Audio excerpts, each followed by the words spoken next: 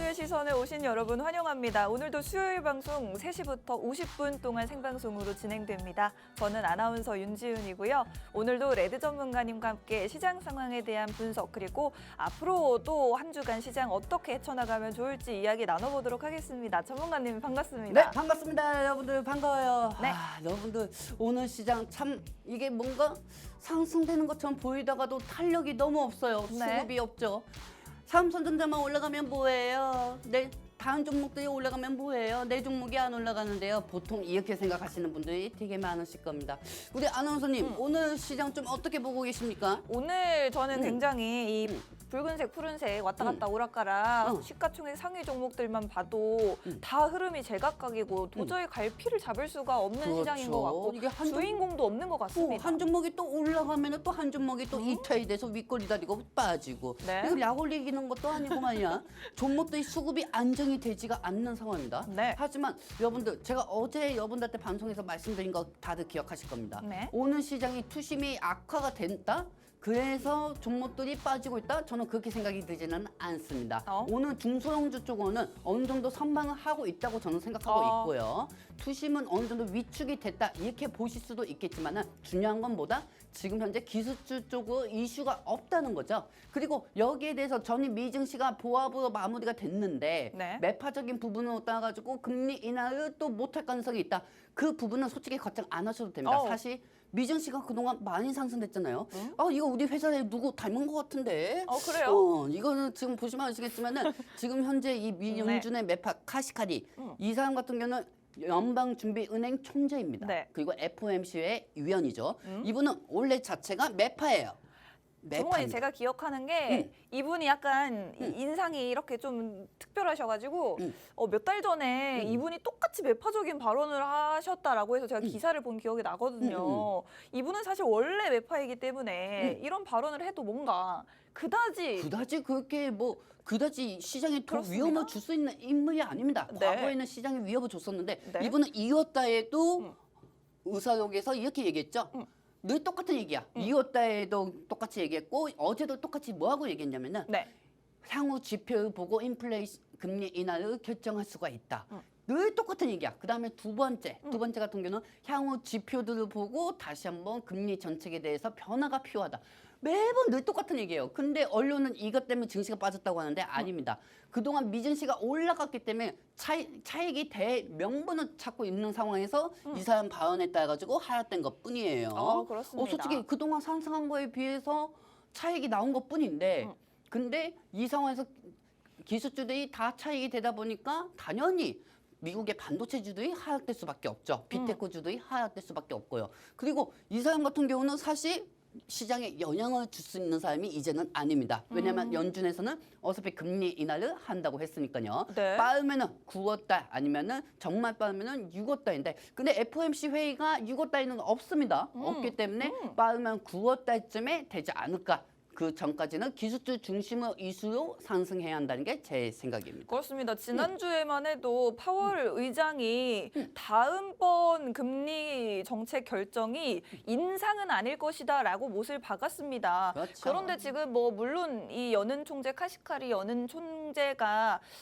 이 연준의 위원이긴 합니다만 어쨌든 파월 의장이 다음번에 인상은 아닐 것이다라고 말을 했기 때문에 이 부분이 더 이상 시장에 그렇게 우려감을 크게 주지는 않을 것 같습니다. 다만 미국 증시가 그동안 또 올랐던 만큼 조정을 받는 모양이라고 여러분들이 분석을 다시 하시면 좋을 것 같고 이 부분은 그냥 어쩌면 하락을 한 데 대한 명분을 좀 준 것 같습니다. 이 부분을 여러분들이 더 이상 너무나도 걱정하실 필요는 없을 것 같은데 저 1도 걱정하지 마요. 여러분들 1도 걱정하지 마세요. 네. 당연히 지금 시장이 투심이 위축되는 건 당연한 거죠. 왜냐면 그동안 또 상승한 거에 있으니까요. 그리고 기술주 없이 지수가 상승한다? 이건 말이 안 되죠. 그렇기 때문에 기술주 쪽은 이슈가 없기 때문에 지금 현재 시장이 투심이 탄력이 떨어진다고 보시면 되고요. 지금 현재 중소형주들이 그렇다고 해서 그렇게 많이 빠지는 것도 아닙니다.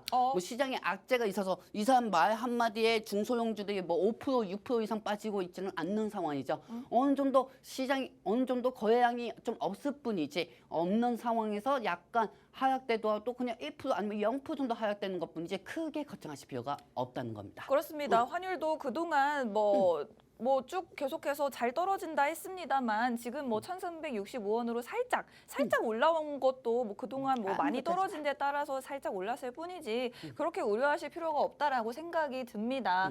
게다가 지금 IMF 총재는 올해 안에 인플레이션 잡힐 것이고 금리 인하도 시작이 될 것이다. 전문가님도 말씀해 주셨듯이 그 시기가 뭐 9월쯤이 될 수도 있을 것 같고 12월이 될 수도 있을 것 같습니다. 그렇다면 지금 시장에 하방 압력을 가하던 리스크 총 5가지 중에 그래도 4가지 정도는 조금 해소가 되지 않나 싶습니다. 유가도 좀 잡히고 있는 모습인데 그런데 지금 딱 한 가지 시장에 아직까지 남아있는 위험이 한 가지가 있습니다. 바로 지정학적인 리스크는 해결이 되지 않고 있고 또 어제만 해도 이스라엘이 최후의 피난처인 라파까지 진입을 했다. 이제 뭐 휴전 협상이 또 원점으로 돌아간 것 아니냐라는 이야기까지 나왔습니다. 이런 아직까지는 지정학적 리스크가 시장에 남아 있기 때문에 아무래도 반도체 대형주 삼성전자, SK하이닉스는 4%씩 오르는 시장에서도 중소형주는 크게 오르지 못하는 그런 모습을 보여주고 있는 것 같습니다. 그래도 전문가님 말씀하셨던 것처럼 그래도 중소형주 이 정도면 잘 버텨주고 있다. 잘 버텨주고 있는 거예요? 그렇습니다. 지금 여러분들 시장이 아이고 오늘 시장 너무 힘들어 내 종목 안 올라간다고 아이고 거래량 이거 실제냐?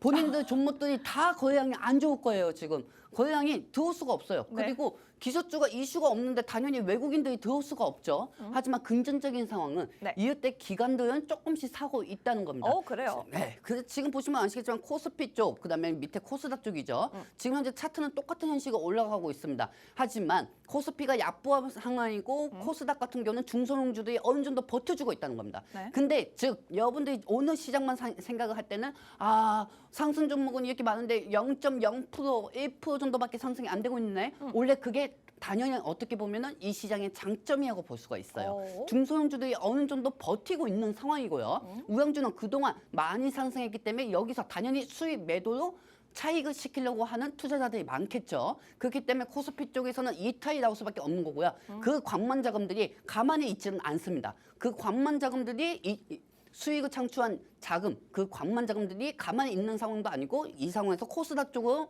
중소형주 쪽으로 수급들이 조금씩 분산이 되고 있다고 보시면 돼요. 그렇습니다. 그리고 이런 상황에서 지금 기관들이 계속 사주고 있는 상황입니다. 코스피 쪽은 개인 투자자들이 다 빼고 있는 상황에서 그리고 즉 또 반대쪽으로는 코스닥 같은 경우는 지금 현재 외국인들이 빼고 다시 한번 삼성전자 쪽으로 순매수 진입을 하고는 있는 상황. 네. 즉 외국인들이 삼성 쪽으로 순매수로 지금 진행하고 있다는 거는 그만큼 시장에 긍정적이라는 겁니다. 왜? 시장에 돈이 들어오고 있다는 거니까요. 그렇기 때문에 오늘 시장이 하락된다고 하더라도 호가창에 지배당하지 마시고 쫄지 마시기 바랍니다. 그렇습니다. 오늘 시장이 뭐 제대로 된 상승은 아니지만 그래도 중소형주단까지도 버텨주고 있기 때문에 이 정도로 흐름을 가져가 줄 수 있다라는 부분을 말씀해 드리고 있고 지금 외국인들이 코스피 시장에서 매수를 하고 있는데 특히나 외국인들이 지금 올해 들어서 거의 6개월 동안 국내 주식을 연속적으로 순매수를 하고 있다고 합니다. 그리고 그 종목이 바로 반도체 집중이 되어 있다고 하는데 무엇보다도 삼성전자, SK하이닉스의 순매수 규모만 10조 원 가량이 된다. 그렇기 때문에 이 부분 사실 전문가님 앞으로도 삼성전자, SK하이닉스는 좀 긍정적으로 봐야 될까요? 사실 저는 긍정적으로 보지는 않습니다. 그래요? 솔직히 긍정적으로 본 게 아니고요. 네. 솔직히 미증시가 올라가봤자 미증시 반도체 지수가 올라가봤자 삼성하고 하이닉스는 빠진 적이 더 많았었어요. 이제까지 솔직히 그냥 올라간 날 그날만 생각하시면 안 됩니다. 저는 계속 여러분들한테 말씀드렸잖아요. 환율이 높을 때 외국인들이 반도체에 베팅을 할 수밖에 없었어요. 1,390원까지 최근에 올라갔었죠. 네. 그러면은 이 환율이 높은 상황에서 어차피 떨어질 거를 미리 예상하고 외국인들이 계속 순매수를 할 수밖에 없는 거죠. HBM 메모리가 어떻다, 어쩌고 저쩌고, 엔비디아가 어쩌고 저쩌고. 솔직히 엔비디아가 상승한다고 해서 다음날 반도체 지수들이 상승하는 경우는 거의 없었습니다. 어제 같은 경우가 금리 정책의 해소가 되고 어제 삼성전자하고 하이닉스가 우량주 쪽으로 그냥 투심만 몰린 것뿐이죠. 하지만 우량주 쪽으로 투심만 몰린 것뿐이지 중소형주 쪽으로 어제도 수급이 분산되지는 않았잖아요. 맞습니다. 그렇죠. 그렇기 때문에 오늘 같은 상황에서는 이렇게 말씀드리고 싶습니다. 삼성하고 하이닉스가 너무 좋다. 그래서 외국인들이 매수한다. 그것보다는 이스라엘 사건이 떠서 이스라엘하고 이란 사건이 터졌을 때 환율이 1,390원이었으니까 그때부터 하락적으로 베팅한 외국인들이 환차익으로 순차익을 봤을 것이다. 그 기대감에 이제까지 삼성하고 하이닉스가 매수가 된 거죠. 그렇습니다. 외국인들이 삼성전자와 SK 하이닉스를 집중적으로 매수하고 있는 이유는 지금 이란 이스라엘의 전쟁 상황 당시에 1,390원까지 환율이 치솟았었죠. 그때보다 지금 환율이 꾸준히 조금씩 내려가고 있는데 외국인들이 지금 여기에 베팅을 하면서 국내 대표주 삼성전자, SK 하이닉스를 사들일 뿐이지 지금 이 두 기업의 어떤 미래 가치를 보고 투자 판단을 했다라기보다는 어떤 환차익 관점에서 접근을 하고 있다라는 분석을 해주셨습니다. 자, 지금 뭐 디램 가격 계속해서 오른다라고 이야기도 나오고 있는데 전문가님은 이 부분 다 이미 반도체 주가 끌어올리고도 남았다라고 보시는 거죠? 사실 이 DM도 국내 언론에서 만들어낸 명분입니다. DM 쪽으로는 제일 유명한 게 DB 하이텍이에요. 오. 원래는. 그래요? DB 하이텍이에요. 우리가 정확하게 따지고 가보자고요. 여러분들 DB 하이텍 차트 한번 보도록 하겠습니다. 원래 DM 쪽으로 대장주는 DB 하이텍이었어요. 근데 갑자기 어디서 넝그러니 이거 들어오던 AI 때문에 DB 하이텍이 계속 빠졌죠. 그렇죠? 사실 DB 하이텍이 이제는 조금씩 우상향 현실로 가고 있는데 네. 솔직히 DM이 좋으면은 DB 하이텍이 지속적인 상승이 나와줘야 돼요. 하지만 최근에 계속 AI 주도는 올라갈 때 DB 하이텍만 빠졌습니다. DB 하이텍은 반도체 쪽은 1순위죠. 삼성전자 쪽은. 그렇기 때문에 DM 때문에 DM이 앞으로 향후 좋다 이렇게 얘기하는 것보다 사실 마음 똑바로 하자면은 그냥 HBM 장비로 연장적인 테마 때문에 AI 관련주까지 같이 올라간다 이렇게 생각하시는 게 좋겠습니다. 거기에다가 중간에 대만의 지진이 일어나면은 TSMC 쪽이 당연히 피해를 볼 수밖에 없죠. 그럼 TSMC가 반사 이익이 되면 어디가 되겠습니까? 우리 삼성전자나 SK 하이닉스가 되겠죠? 그렇죠. 근데 중요한 건 지진이 언제 일어날 줄 알아요.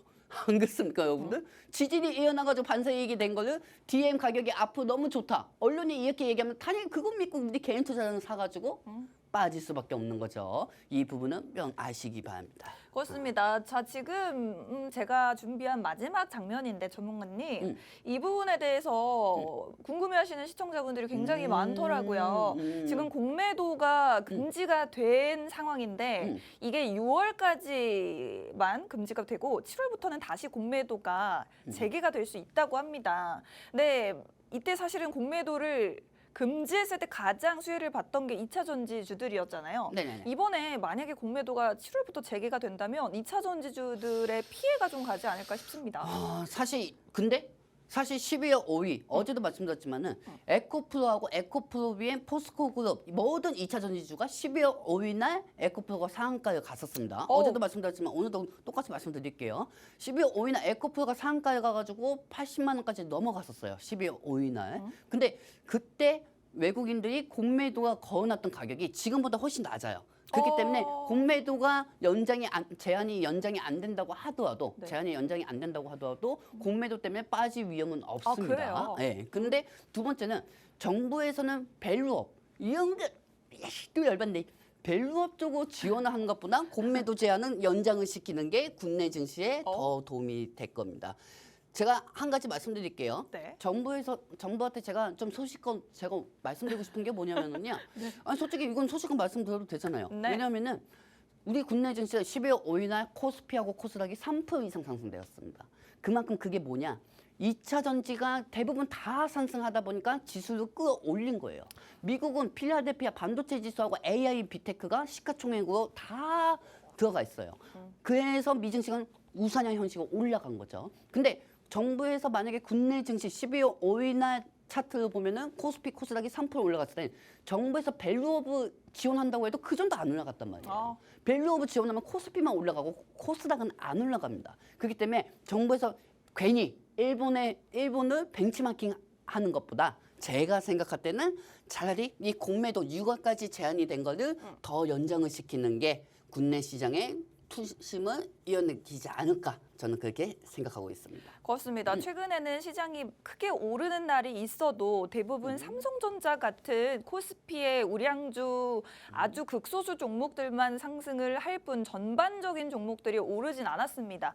어제만 해도 삼성전자와 SK하이닉스는 4%대 급등했음에도 불구하고 여러분들의 계좌 상황이 뭐 더 나아졌다고 할 수는 없을 것 같은데 12월 5일이죠, 전문가님. 네. 그때 당시에 코스피 코스닥 지수가 3%씩 올랐던 날이 있습니다. 그때 바로 정부에서 공매도를 제한하겠다라는 뉴스가 나오면서 에코프로가 상한가를 갔고요. 포스코 퓨처엠인가요? 포스코 엠텍인가도 상한가를 갔습니다. 이렇게 되면서 시장이 굉장히 활기를 띄웠었는데 이번에 다시 한번 공매도 연장 조치가 나옴으로써 시장이 정말 제대로 한번 살아날 수 있기를 기대를 해보겠습니다. 실제로 연장이 될 가능성이 논의가 되고 있기 때문에 이 부분 여러분들이 주시해보시면서 수혜를 볼 수 있는 종목들도 함께 찾아보시면 좋을 것 같습니다. 아마 6월달에 공매도 제한 연장이 된다고 하면 지금 2차 전지 물려 계신 분은 아무 걱정 안 하셔도 됩니다. 정말입니다. 아무 걱정 안 하셔도 돼요. 그것도 잠시 후 2부에서 알려드리도록 할게요. 그렇습니다. 저희는 그러면 더 많은 자료들을 준비해 놨으니까요.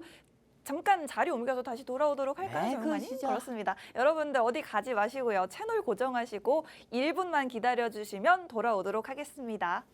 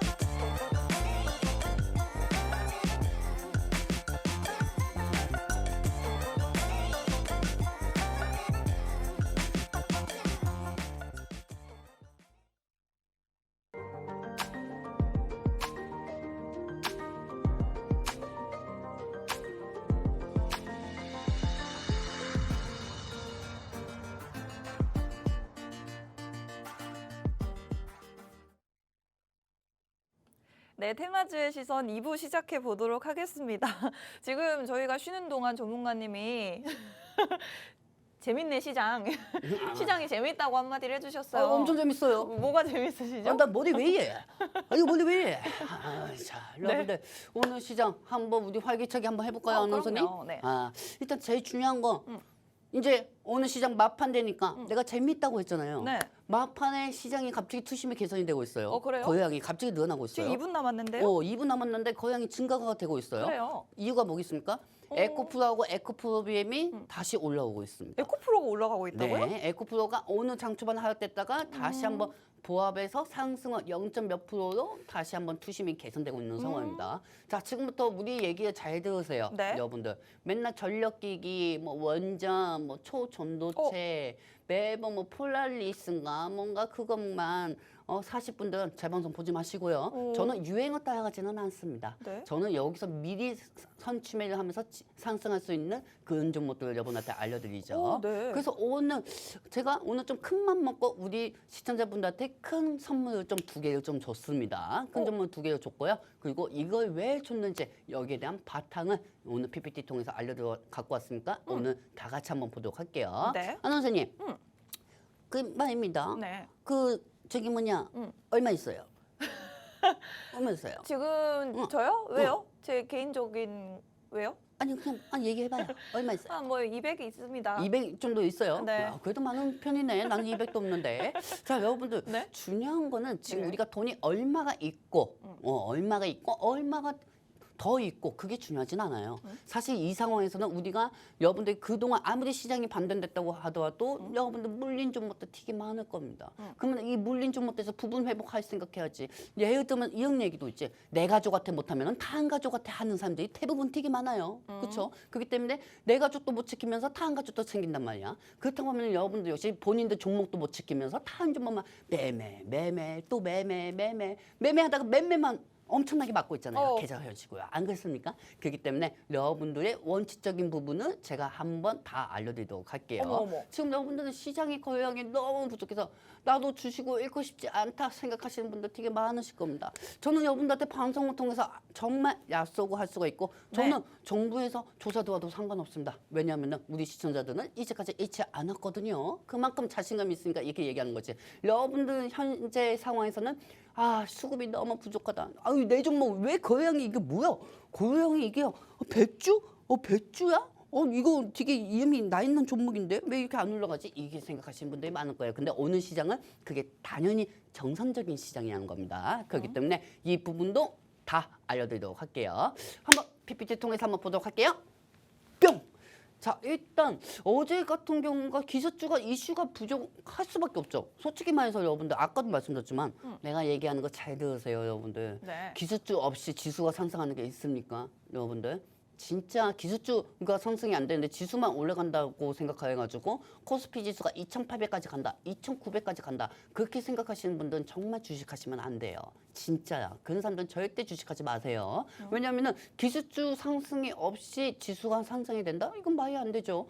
지금 현재 기술주가 어느 정도 투심이 개선이 돼야 국내 증시도 역시 같이 상승할 수가 있습니다. 하지만 최근 들어서 특정 우량주 쪽으로만 수급이 들어가고 나머지 쪽으로는 그쪽 그날 특정 우량주 쪽으로 수급이 들어가다 보니까 개별 종목들이 거래량 없이 빠질 수밖에 없는 상황이죠. 시장에 악재가 있어서 빠지는 게 아닌 거래량이 한쪽으로 치워지다 보니까 본인들 종목들이 조금씩 빠지는 것밖에 안 되는 거였습니다. 그렇기 때문에 오늘 시장이 악재가 있어서 빠지는 게 아니니 절대 걱정하지 마시고요. 첫 번째는 일단 우리 시장이 왜 탄력이 빠졌는지 그 이유를 알아야 합니다. 첫 번째는 반도체 시점 및 미국 빅테크 실적이 이제 끝물입니다. 이제 끝물이에요. 아모딩스도 오늘 실적 발표가 이제 나올 거고 그다음에 이제 최근에 전기차 쪽으로도 니비안 쪽으로도 실적이 나왔고 어제 니비안 같은 주가 니비안 전기자동차 같은 경우는 장 초반 11%까지 상승하다가 완전히 윗골이 달리고 빠졌죠. 그래서 오늘 2차 전지가 니비안에 기대해 볼 수가 있었는데 어차피 2차 전지는 실적이 안 좋아질 거라는 걸 미리 다 알고 있기 때문에 점차 반등이 될 거라고 저는 생각하고 있고요. 일단 반도체 시점이 미국 빅테크가 실적이 끝물이 됐으니까 이제 반도체 쪽으로 이슈가 뭐가 있을까요? 외국인들 환율 그렇다고 해가지고 삼성전자 하이닉스가 상승해봤자 AI 위주 반도체 중소형주들이 상승할까? 나는 그렇게 생각하진 않아요. 오히려 지금 반도체 종목들이 빠져도 문제가 없다고 저는 생각하고 있습니다. 그리고 또 여기서 중요하게 말씀드리고 싶은 게 반도체가 빠져야 그 수급들이 2차 전지 쪽으로 투심이 개선이 될 수가 있죠. 두 번째 같은 경우도 마찬가지입니다. 지금 현재 2차 전지 쪽으로 이슈가 부족하다 보니까 거래량이 붙지 않는 상황입니다. 하지만 2차 전지 중소형주들을 보시면 아시겠지만은 대부분 5% 이상 빠지진 않아요. 반도체보다. 오늘 같은 경우 반도체 중소형주들이 3%에서 5% 정도 이상 빠지고 있죠. 지금 뭐겠습니까?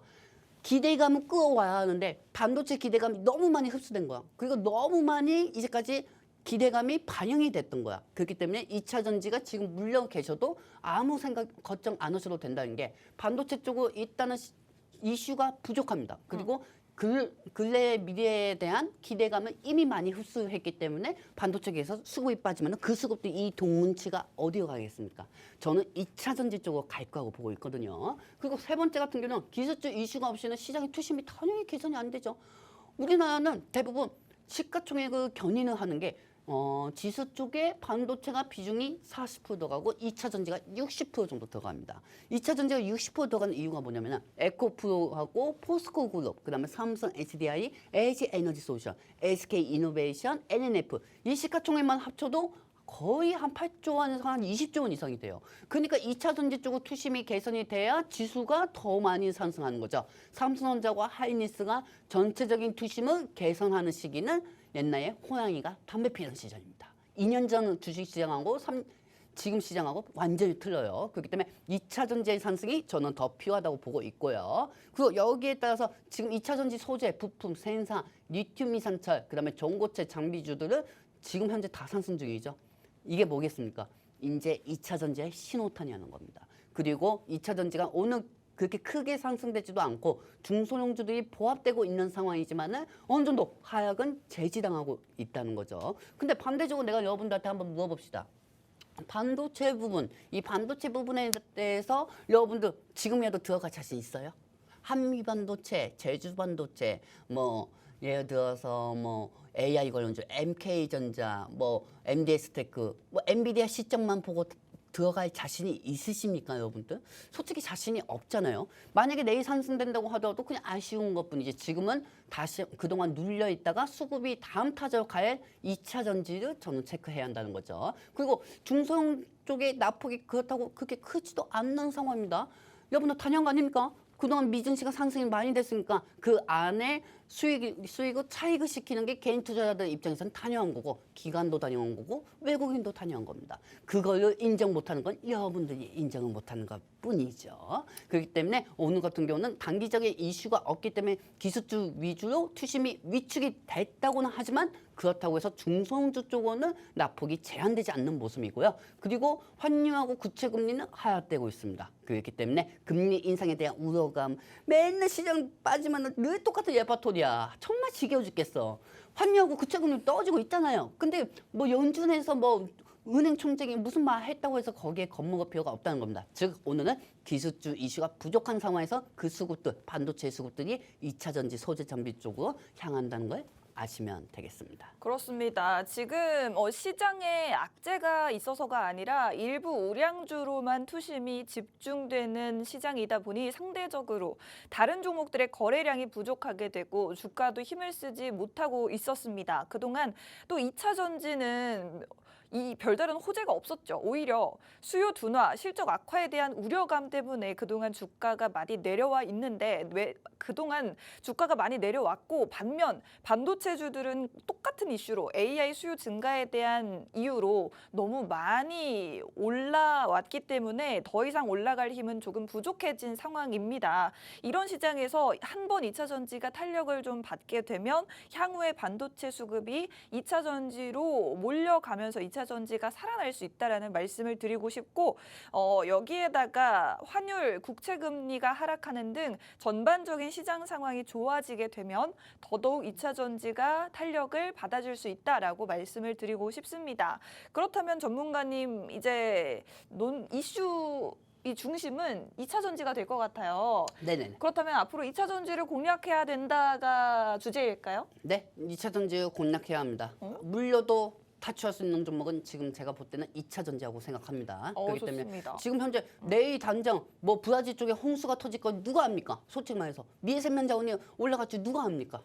그렇죠. 내일 당장 브라질 비가 온대. 그러니까 비가 오니까 미세먼 자원 이거 매수하라. 뭐 이거 누가 알아요? 솔직히 말해서 안 그렇습니까? 그거 지금 우리가 알 수 있는 상황이 아니죠. 그렇기 때문에 지금 현재 수급들이 어디로 이동하는지가 제일 중요하겠죠. 그렇기 때문에 빠르게 종목도 브리핑도 하고 이 PPT 통해서 활용해 보도록 할게요. 네. 자, 다음 장면 보도록 할게요. 뿅! 자, 일단은 중요한 건 금리 인하 됩니다.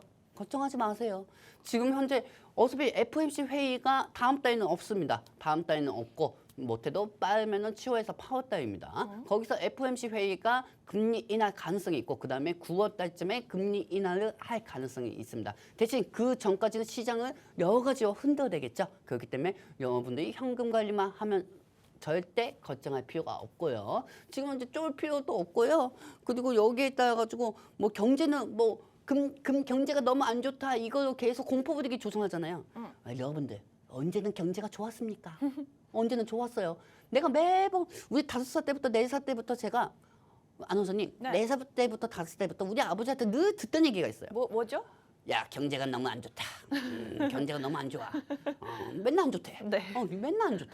그러다가 우리 또 어르신들 이렇게 만나고 내가 이제 어르신들하고 술 한잔 하다 보면 아유 경제가 너무 안 좋아요. 아유 경기가 너무 안 좋아요. 이것도 5년 전 8년 전 이렇게 했는데 늘 경기는 안 좋았어요. 경제는 늘 안 좋았다. 늘 경기는 안 좋았어요. 2년 전 고금리 때 제로 금리 때도 그때도 경제는 안 좋았어요. 뭐 경제가 안 좋은 거 이미 다 알고 있으면서 본인 종목이 떨어진다고 경제가 안 좋아가지고 뭐 이게 무슨 장난을 치고 있는 거야, 여러분들. 아, 정말 위로 좀 해주세요. 위로를 할 필요가 네. 뭐가 있습니까? 매번 알면서도 머릿속으로는 그거 알거든요. 네. 시청자분들이 그거 알고 있어요, 머릿속으로. 알면서도 본인들이 그냥 욕심 때문에 손가락이 가는 걸 그거 내가 어떻게 위로해 줍니까? 그럼 안 그렇습니까, 여러분들? 그렇기 때문에 저는 보고 저는 믿는 시청자분들만 위로해 주지 이 방송을 처음 보는 사람들한테는 위로할 생각이 없습니다. 자, 여러분들 금리 인하는 되니까 너무 걱정하지 마시고요. 다음 장면 보도록 하겠습니다. 네. 뿅! 자, 일단은 이 은행 총재가 지난 2월에도 매판적인 발언을 했습니다. 결국 똑같은 얘기를 반복을 할 수밖에 없고요. 인플레이션은 잡히고 있지만은 지켜봐야 한다. 늘 매번 똑같은 레퍼토리예요. 이 사람도 뻐꾸기예요, 뻐꾸기. 그렇기 때문에 이 사람이 아무리 금리 쪽으로 매판적인 부분을 얘기한다고 하더라도 시장은 그동안 상승분에 대한 차익이 잠깐 있었을 뿐이고 기술주 쪽으로 지수를 견인하는 기술주 쪽이 이슈가 없어서 이게 탄력이 떠진 것뿐이니 그 부분에 대해서 언론에 속아 넘지 마시기 바랍니다. 자, 그렇다고 하면은 제가 지금까지 이제 2차 전지에 대해서 또 얘기했는데 2차 전지에 대해서 중요 종목을 보는 세 가지 종목이 있습니다. 그 세 가지 종목을 처음부터 하나씩 보도록 할게요. 자, 먼저 TCC스틸입니다. 차트 한번 보도록 할게요, 여러분들. TCC스틸 보시면 아시겠지만은 최근에 들어가지고 스키장을 계속 여러 번 갔다 오고 있어요. 이 종목 같은 경우는 이제 스키장 현식으로 갔다 왔고 이제는 좀 끝났다고 보고 있습니다. 왜냐하면은 이 종목이 만약에 기대감이 없다고 하면은 오늘 계속 쫄 떨어질 수밖에 없었을 겁니다. 근데 지금 현재 몇 프로로 마감이 됐죠? 0.10입니다. 뭐 껌이네요. 자, 일단 0.10으로 마감이 됐다는 건 말아 올렸다는 겁니다. 마이너스. 오늘 당이나 하락을 말아 올렸다는 거고요. 그리고 최근에 비철금속류가 올라가고 있습니다. 망간, 니케이 가격 원자재가 올라가고 있다는 거죠. 여러분들 구리만 올라간다고 생각하시죠? 아니야. 구리 말고도 지금 니케이 지수가 올라가고 있습니다. 그러면 그 니케이 금간판을 만드는 회사가 전 세계에서는 TCC스틸밖에 없다는 거죠. TCC스틸 지금 보면은 저렇게 보면은 엄청나게 빠진 것처럼 보입니다. 하지만 여러분들 빠진 지 지금 딱 몇 달이냐? 이제 딱 3달 됐습니다. 빠진 지 3달 됐어요. 그리고 최고가에서 현재 최저가가로 마이너스 40% 정도 현 상황입니다. 그만큼 어느 정도 기술적 반등이라도 나폭을 축소해가면서 수익을 창출할 수가 있고 그리고 니케이 상승한다잖아. 구리가 상승하면 구리 관련주에 이제 전선하고 변압기에 들어가는 그 구리하고 연관되어 있는 전선주들이 올라간 것처럼 테마가 또 형성이 돼가지고 TCC들이 계속 지속적으로 상승할 수밖에 없고 빠질 만큼 빠졌다는 거죠. 그리고 TCC가 이제까지 빠진 이유가 악재가 있어서 빠지는 게 아닙니다. 대주주 매도세 뭐 이런 얘기가 많은데 솔직히 말해서요. 이부진 회장이 저번에도 매도했을 때 그냥 마이너스 0. 몇 %밖에 영향이 안 됐었어요. 삼성전자 같은 경우도. 그렇기 때문에 이 종목은 그렇다고 해서 시가총액이 2천억, 1,000억짜리도 아니에요. 1조 원 이상입니다. 1조 원 이상이기 때문에 많이 상승하지도 않고 많이 빠지지도 않는 겁니다. 사실 에코프로 같은 경우는 좀 틀리지. 에코프로는 완전히 테마주나 마찬가지니까. 하지만은 TCC스틸 같은 경우는 니케이 쪽은 원자재가 계속 상승하고 있으면은 이 니케이 수입을 계속했던 TCC스틸은 영업이익이 계속 개선이 될 수밖에 없고 천천히 올라갈 수밖에 없습니다. 그렇기 때문에 이 TCC스틸은 참고하시고요. 네. 자, 두 번째 같은 경우는 아나운서 뭐일 것 같아요? 종목이요? 네. 2차 전지 관련주일까요? 2차 전지도 들어가고 메타버스도 들어가고 철강도 들어갑니다. 메타버스랑 철강이요? 네. 메타버스랑 너무 어려운데요? 어려워요. 네. 제가 오늘 좀 마음 먹고 우리 시청자분들한테 좀 선물 2개를 줬어요. 이 선물 드린 게 뭐냐면은 네. 저는 포스코 그룹주를 들었습니다. 자, 여러분들 포스코 물리신 분들 많죠? 네. 들어와. 내가 어떻게 포스코 그룹이 상승되는지 이제는 LNF하고 그동안 에코프로하고 에코프로비에 테슬라를 상대했다고 하면은 저는 이제 테슬라를 상대하겠습니다. 그리고 테슬라를 상대했다고 하면은 이제는 포스코 그룹을 상대하도록 할게요. 자, 그렇다고 하면 제가 포스코 그룹이 어떻게 상승할지 시나리오 지금부터 한번 알려드려 볼까요, 여러분들? 네. 자, 일단 한번 보도록 할게요. 일단 첫 번째입니다. 다음 장면 보도록 할게요. 뿅. 자, 2차 전지 쪽으로 주목을 해야 합니다. 포스코 그룹이 호재가 언제 생길지 모르죠. 그리고 지금 호재가 어떤 이슈가 있을지 제가 얘기 안 한 상황이죠. 그 전에 우리가 먼저 제일 첫 번째로 타점을 잡아야 하는 게 기술적 반등입니다. 반도체 쪽이 이탈이 나와야 돼요. 그럼 반도체 가지고 계신 분들 미안합니다. 하지만 어떡하겠습니까? 제 시청자들을 먼저 살려야겠죠. 이 파이 안으로 꽂지 파이 안으로 하지는 않잖아요. 안 그렇습니까? 그렇기 때문에 우리 시청자분들부터 내가 챙기도록 하겠습니다. 네. 반도체 같은 경우 차익이 계속 나와야 돼요. 수급이 계속 나와야 돼요. 그리고 그 수급에서 나오는 이 머니 돈이 있잖아요. 이 머니 돈이 2차 전지 쪽으로 들어가야 합니다. 2차 전지 쪽이 호재가 있어서 상승한다? 아닙니다. 그냥 반도체 쪽에서 수급이 이탈이 되고 지정학적 리스크가 시장에 영향이만 안 된다고 하면 그 수급들이 자연스럽게 2차 전지 쪽으로 기술적 반등이라도 올라갈 수가 있는 거죠. 그렇다고 하면 기술적 반등이 또 어떻게 보면 주가 상승이죠. 그렇기 때문에 2차 전지의 첫 번째 포스코 그룹을 올리는 방법은 기술적 반등입니다. 못해도 5%나 6% 정도 올라가겠죠. 포스코 그룹주들이. 그렇기 때문에 첫 번째는 2차 전지의 상승 시나리오는 기술적 반등으로 첫 번째를 진입을 할 거고요. 그다음에 두 번째 같은 경우입니다. 차트 한번 보도록 할게요. 자, 포스코 엠텍부터 보도록 할게요. 자, 보도록 하겠습니다. 뿅! 자, 포스코 엠텍 같은 경우 제가 오늘 방송 오기 전에 우리 시청자분들한테 들었던 종목이에요. 사실 이 종목을 제가 일주일 전부터 봤어요. 일주일 전부터 TCT 다음으로 우리가 다음 걸 공략할 종목이 무엇일까? 포바이포도 있었고 그렇다고 해서 전선주는 언제 떨어질지도 몰라. 이거 전선주 개인이 들어갔다가 1년 동안, 2년 동안 진짜 월급법인 말대로 수면제 먹고 2년 동안 잘 할 수도 있는 거고요. 그렇기 때문에 지금 상황에서 전선주나 계속 유행가는 종목들 산다?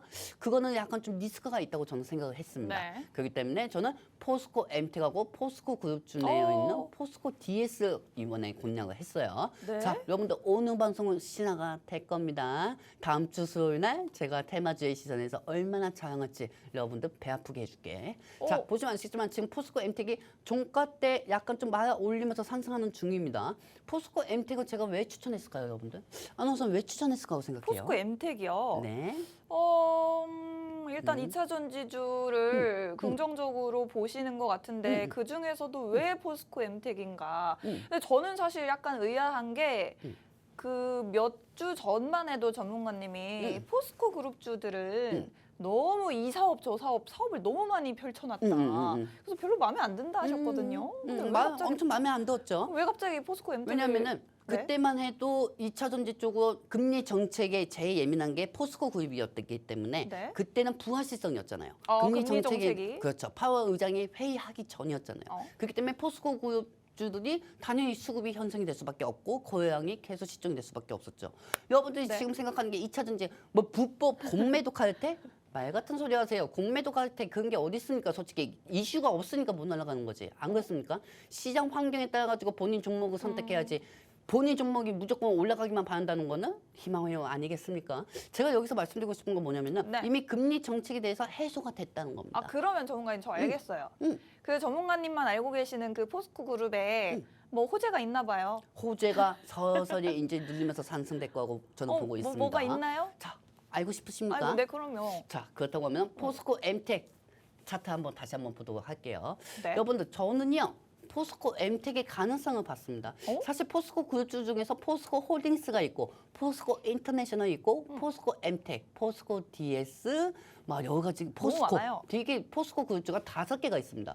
어떻게 보면 포스코 인터내셔널이 올라갈 때 포스코 DS하고 포스코 엠텍, 포스코 퓨처엠 뭐 이런 종목들이 같이 올라가는 경우가 있고 네. 한 종목이 호재를 받으면 같이 올라가는 경우가 많아요. 하지만 포스코 엠텍을 제가 선택한 이유는 첫 번째가 바로 리튬입니다. 어떻게 보면 여러분들 2차 전지하고 생각할 수가 있는데 이번에는 2차 전지하고 다릅니다. 왜냐하면 포스코 그룹에서 지금 현재 아르헨티나 쪽에 리튬은 투자금을 1차적으로 완료시켰거든요.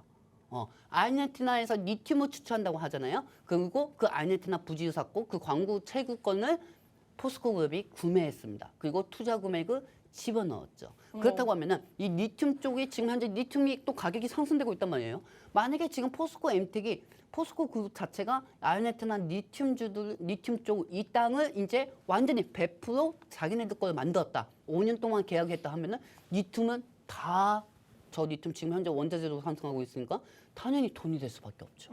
돈이 될 수밖에 없죠. 포스코 그룹 자체가 그동안 이 아르헨티나 사업을 위해서 그동안 리튬을 엄청나게 순매수를 하지는 않았단 말이에요. 그래서 2차 전지 쪽에서 적자가 제일 안 나온 게 포스코 그룹이었습니다. 왜? 아르헨티나 이 광고권을 따놨으니까요. 그렇다고 하면은 지금 리튬 가격들이 다 상승하고 있으니까 이 리튬주에 따라가지고 리튬주가 상승하는 것보다는 포스코 그룹 자체가 상승할 수밖에 없는 거죠. 자, 여러분들 12월 14일 포스코 퓨처의 차트 한번 보도록 하겠습니다. 자, 12월 13일 비니님 12월 14일 포스코 퓨처의 차트 한번 부탁드릴게요. 자, 그렇다고 하면 지금 아르헨티나에서 최고권은 리튬을 샀어요. 자, 포스코 그룹이. 근데 12월 14일 정도에 포스코 퓨처엠이 왜 갭상승이 나왔을까요, 여러분들? 한번 보도록 할게요. 자, 포스코 퓨처엠 같은 경우가 지금 보시면 아시겠지만은 제가 한번 보도록 할게요. 포스코 MT 같은 경우가 며칠이었냐? 포스코 MT 같은 경우가 네. 12월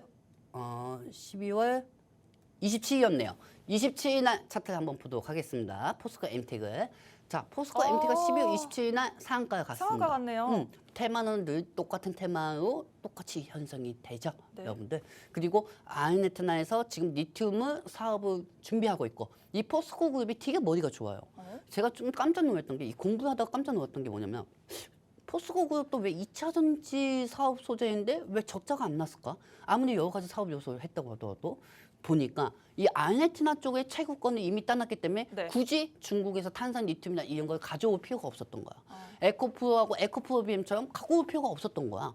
그러니까 이번 실적에 대해서도 적자가 그렇게 심하게 나오지 않았던 거죠. 2차 전지 쪽에서. 그렇기 때문에 지금 현재 아르헨티나 쪽으로 투자금도 조달에 성공했고 이 아르헨티나 리튬은 이제 사업권을 가지게 된다고 하면은 지금 현재 또 리튬 가격 원자재가 상승되고 있어요. 그러니까 포스코 엔텍은 다시 상승할 수밖에 없고 그날 12월 24일날 상한가 간 이유가 뭐냐면은 이 리튬 아르헨티나 리튬 호재로 인해 가지고 상한가에 갔던 겁니다. 분명 과거만큼 상한가에 가지는 못할 겁니다. 하지만은 지금 상황에서는 거래량이 부족한 상황에서는 5%든 10%든 수익을 달성시킬 수가 있다는 거죠. 자, 그렇다고 하면은 세 번째로 포스코 MT 다음으로 제가 세 번째로 낸 종목이 또 뭐가 있는지 그 종목을 한번 파악해 보도록 할게요. 이 종목도 24일날 차트를 보시면 아실 겁니다. 포스코 DS입니다. 포스코 DS 한번 보도록 할게요. 네. 자, 포스코 DS도 마찬가지입니다. 12월 24일날 17% 이상 상승되었죠. 그때는 포스코 MTEC이 대장주였어요. 제가 왜 포스코 MTEC 낸지 알겠죠?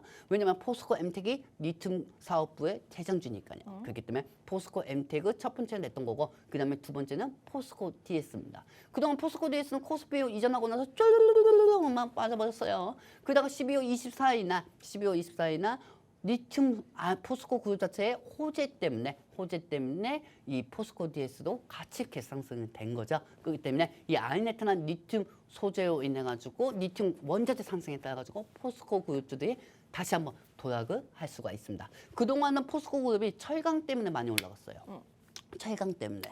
철강 때문에 많이 올라갔고 그리고 포스코 그룹의 이 리튬 가지고는 지금 재료가 부족할 수가 네. 있습니다. 그렇기 때문에 두 번째로는 제가 생각했던 철강입니다.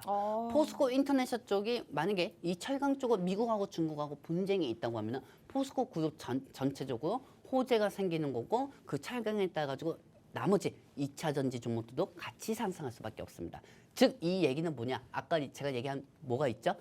기술주 쪽으로 이슈가 없는데 포스코 그룹이 이거를 지수로 견인을 하면은 전체적으로 시장이 투심이 개선이 된다는 거죠. 그때까지만 기다리시면 아무 문제 없으니까 이 부분은 제가 잠시 후 또 알려드리도록 할게요.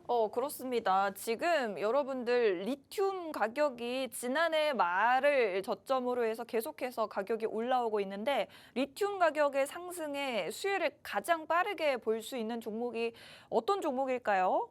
바로 리튬 관련주, 리튬 포어스나 하이드로 리튬 이런 종목들보다 더 좋은 게 바로 포스코 MTEC이라고 말씀을 드리고 싶습니다. 포스코 MTEC이 아르헨티나에 있는 리튬 호수의 지분을 보유를 하고 있기 때문에 이런 수혜를 바로바로 볼 수가 있겠고 그리고 포스코 그룹주들이 지금 하고 있는 사업이 철강 사업도 하고 있죠. 이 철강이 최근에는 미국과 중국의 무역 분쟁에 무기가 되고 있습니다. 있습니다. 최근에도 지금 이런 소식이 들려오면서 철강 관련 중소형주들이 좀 힘을 받았었는데 포스코 그룹주들도 함께 이런 이슈까지 껴서 올라갈 수 있다라는 말씀을 드리고 싶습니다. 리튬 가격 상승 그리고 미중 무역 분쟁에 철강 관련된 수혜를 반사 이익을 볼 수 있는 게 바로 포스코 그룹주 그중에서도 저희가 공략하고 있는 종목은 두 가지입니다. 포스코 엠텍과 포스코 DX를 진입을 한 상황인데 이 두 종목 나도 함께 좀 수익을 보고 싶다 하시는 분들은 QR코드 스캔하시면 저희와 더 많은 전략들을 공유를 하실 수가 있습니다.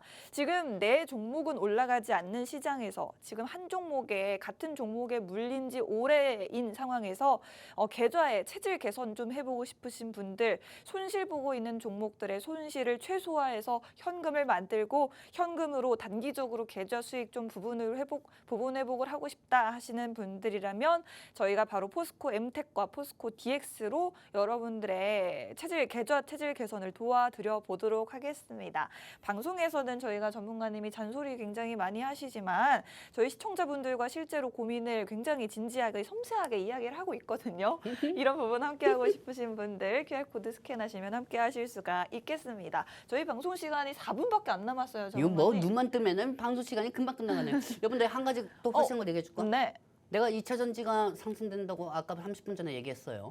근데 지금 현재 전고체 배터리 관련주 한번 간단하게 보도록 할게요. 전고체 배터리에 유명한 게 뭐가 있습니까? 한농화성 같은 종목. 그렇죠. 한농화성 차트 한번 보도록 할게요. 네. 이유 없이 올라가는 주식이 있습니까? 이유 없이 안 올라가는 종목은 없습니다. 투심으로 도박판이 아닌 이상은. 지금 현재 한농화성 차트를 보시면 아시겠지만은 종가에 비해서 갑자기 올라갔어요. 왜 올라갔을까? 왜 올라갔을까? 장 막판에 갑자기 장막판에 갑자기 올라갔어요. 네. 종고체 쪽으로 다시 한번 테마가 형성이 되고 양극재 쪽으로도 테마가 형성이 된다는 거죠. 네. 그리고 에코프로도 올라갔네요. 에코프로도 왜 올라갔을까요, 여러분들? 제 얘기가 나는 약간 좀 신기가 있나 봐요. 여러분들, 네 다시 한번 선택권을 줄게요. 떨어지는 칼날 반도체를 잡으실래요? 아니면은 그나마 좀 비벼서 올라갈 수 있는 2차 전지를 선택하겠습니까? 저는 2차 전지를 선택하도록 하겠습니다. 그리고 오늘 지금 현재 시간 15시 46분 TCCST 현재가하고 포스코 엠텍 현재가 그다음에 포스코 DX 현재가를 기억하시기 바랍니다. 저는 다음 주에 와서 여러분들한테 약 올리면서 엄청나게 여러분들 배 아프게 해드리도록 하겠습니다. 그렇습니다. 저희 방송을 마쳐야 될 시간이 됐는데 지금 확인을 해봤더니 에코프로 이 종가가 형성이 될 3시 반에 거래량이 뭐 300% 이상 굉장히 급증을 했습니다.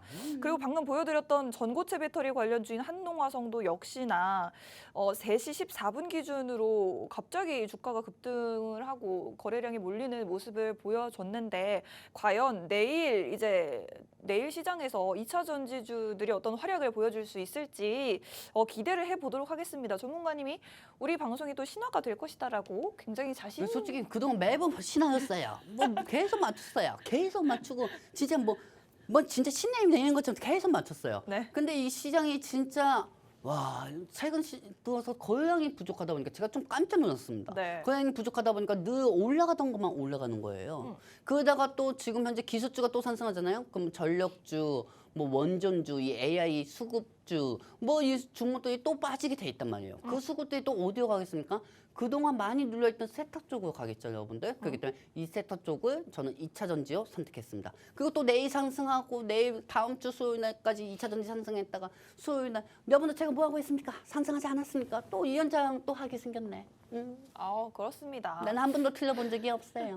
만약에 이제 전문가님이 해주셨던 말씀은 만약에 물리더라도 탈출을 할 수 있는 종목만을 공략한다라고 했습니다. 뭐 저희가 종목을 공략을 하자마자 종목이 갑자기 급등해서 갑자기 수익을 볼 수 없다고 하더라도 만약에 단기간에 물린다고 하더라도 탈출이 가능한 종목 지금 2차 전지에 대한 수급이 반도체에서 옮겨갈 수 있는 바로 그 타이밍이기 때문에 저희와 함께 포스코 DX, 포스코 엠텍 두 종목 공략해보고 싶으신 분들 저희와 함께 하시면 될 것 같습니다.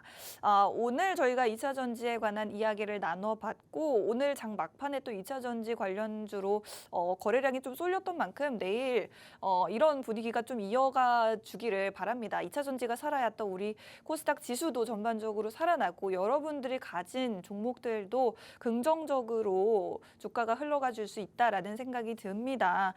내일장 기대해보면서 저희 방송 벌써 마쳐야 할 시간이 됐습니다. 오늘도 저희와 함께 해주셔서 고맙습니다. 본 방송에서 제공해드리는 정보는 투자 판단에 대한 조언일 뿐 상승 하락을 보장하지는 않는다는 점 유의하시기 바랍니다. 저희는 다음 이 시간에 다시 찾아뵙겠습니다. 고맙습니다.